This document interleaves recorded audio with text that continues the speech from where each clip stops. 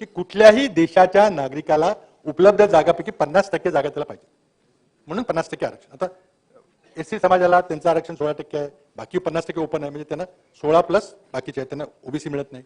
ST समाजाला त्यांचं 7-8% आणि 50% आहे, ओबीसीना त्यांचं 27% आणि 50% आहे. म्हणजे 50%पेक्षा कुणाला कमी आहे, तर फक्त उच्च वर्णीयांना फक्त 50% आहे. म्हणजे ठीक आहे 50% आहे. पण आता नरेंद्र मोदीजींनी 103वी घटना दुरुस्ती करून ईडब्ल्यूएस कॅटेगरी तयार केली, 10% आरक्षण दिलं. आणि ते ईडब्ल्यूएसच्या 10% आरक्षण हे एससी एसटी ओबीसीला नाही.